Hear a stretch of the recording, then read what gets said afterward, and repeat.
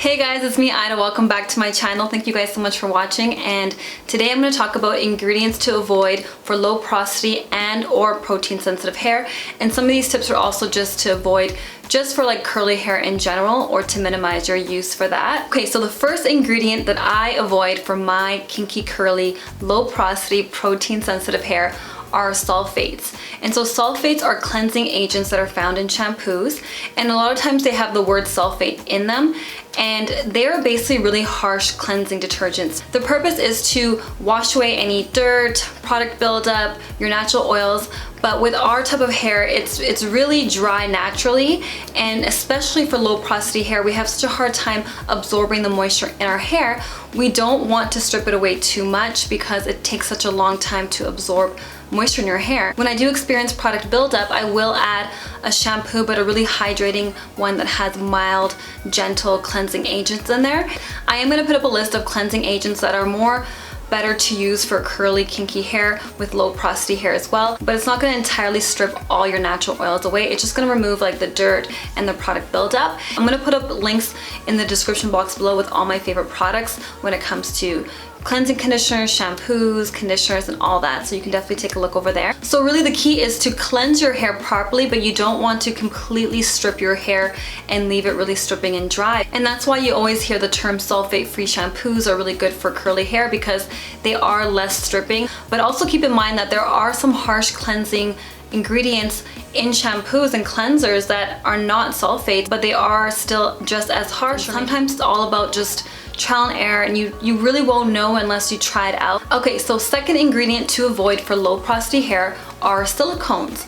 Okay, so this one is going to be a little tricky because sometimes my hair does like silicones, sometimes it doesn't. It depends on what type of silicones, depends on a number of factors. And so basically silicones are ingredients that are in rinse out conditioners and also leave-in conditioners, and basically it gives it slip, makes your hair feel smooth and silky, and gives it that shine. Some silicones that are not soluble in water can sit on top of your hair and basically cause product buildup, and what that does to my hair sometimes is that it causes my hair to become very, very dry and brittle because it's basically blocking off my hair to be able to absorb and penetrate any moisture and water.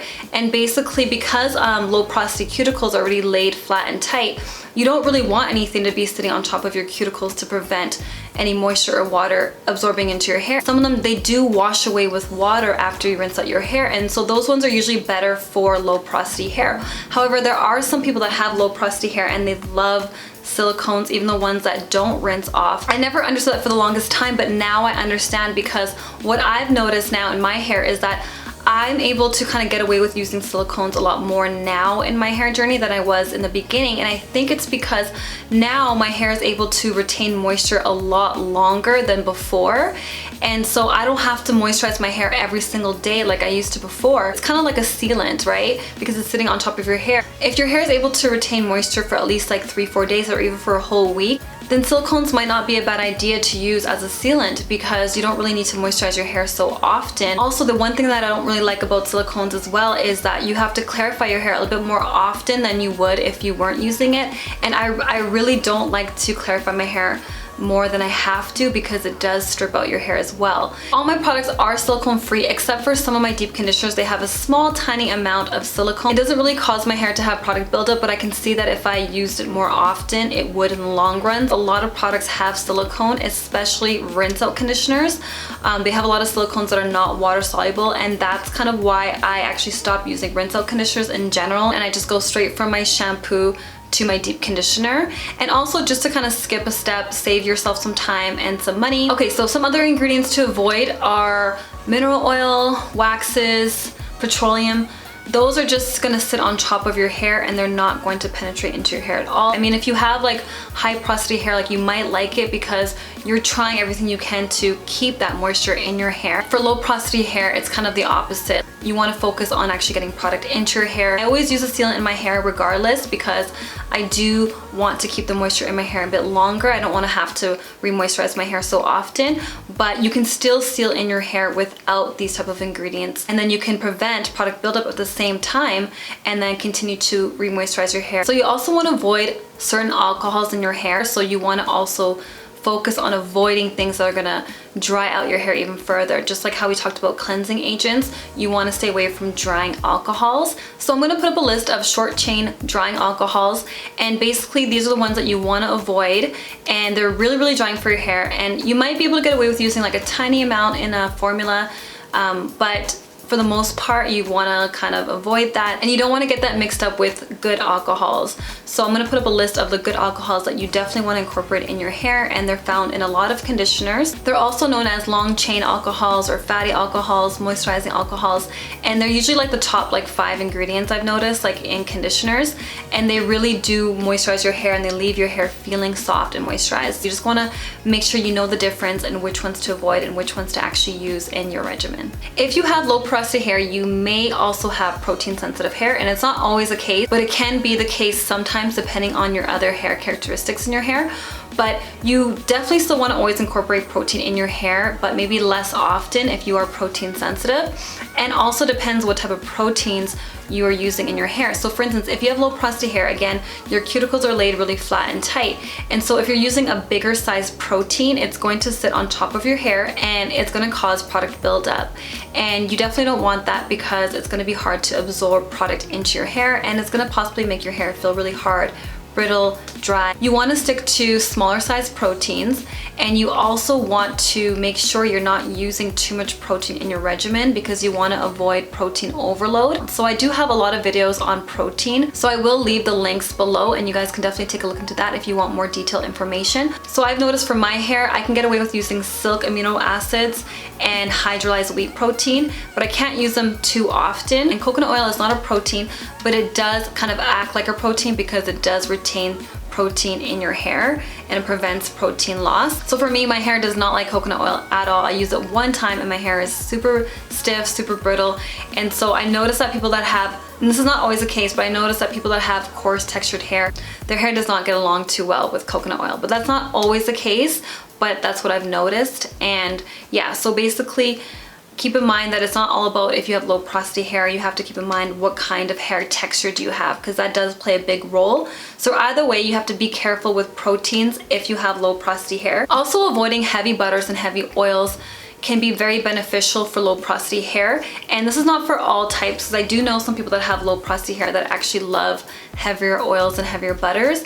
But for the most part, I do feel that because low porosity hair can easily get product buildup, you don't want to prevent your hair from absorbing moisture because the heavy oils and butters are blocking your hair from doing that. And also you're probably gonna get a lot of like white residue and product buildup on your hair from these heavy butters. I do have some videos on my favorite oils and butters that I use for my hair, so I still use those in my hair regimen, but I use like medium-sized butters. But I also have to be very careful on what I'm actually combining those products with my hair, because I have to make sure that I'm only using like a really light product with it, because if I use like 2 heavier products together, I can get product buildup very, very easily. They are really good in sealing in your moisture, but you want to be very light-handed with it. If you have like longer hair, I would definitely focus on using those products on the ends of your hair, because usually the ends of your hair are not going to be as low porosity as the rest of your hair, and they probably will benefit from having products that actually seal in the moisture a lot better. So you also may want to avoid acidic products like apple cider vinegar, aloe vera juice, or aloe vera gel.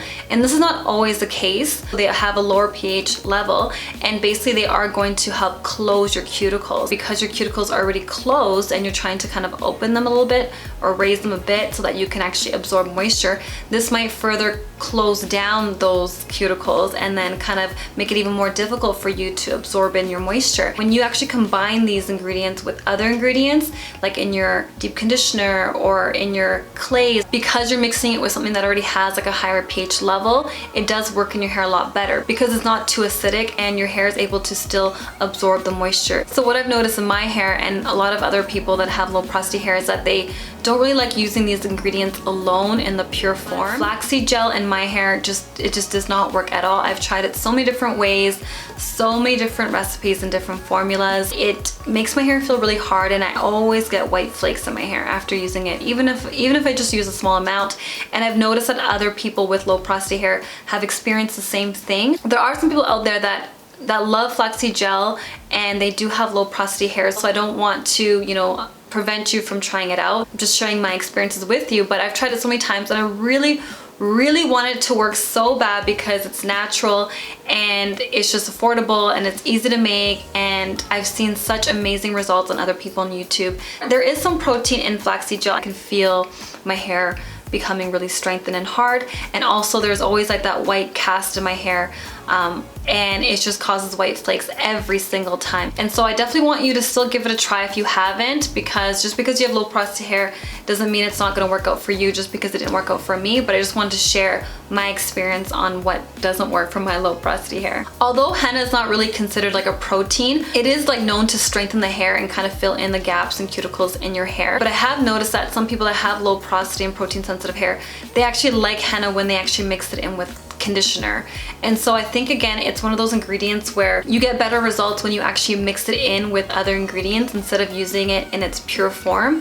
And I know a lot of people use it in a pure form just to like dye their hair and stuff like that, but some people actually use it as like an actual treatment too, and they actually mix it in with different conditioners and oils and all that stuff.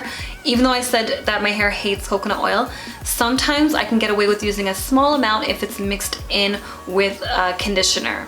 So it really depends. But sometimes also with the coconut oil, just going back really quickly, because coconut oil does solidify at a certain temperature, that also can be the reason why my hair doesn't like it in its pure form, and it doesn't mind when it's mixed in because it's not going to solidify when it's mixed in other conditioners and oils and all that kind of stuff. I am looking further into extracts, plant extracts, because there's really not that much information on there, and I've read that there's like algae extracts and soybean extracts that kind of act like a protein. I've used products that have those extracts in my hair and I've never experienced any protein overload or anything like that in my hair, or any product buildup, but I have heard of others that have experienced that, especially with that Giovanni Direct Leave-In Conditioner. They have a lot of extracts in there and I've never experienced anything like that. I actually just treat that as a protein-free leave-in conditioner, but I have read that some people have experienced protein overload using that product. So either you have really extreme protein sensitivity, or maybe you were using other products that had protein in it and you didn't know. But I definitely want to do more research before I speak about it. If you guys have any experiences with any plant extracts, let me know if it has like changed your hair, if you felt any like protein overload or anything like that. But yeah, so that is it. Thank you guys so much for watching. I hope this video was helpful and I'll see you guys next time. Bye.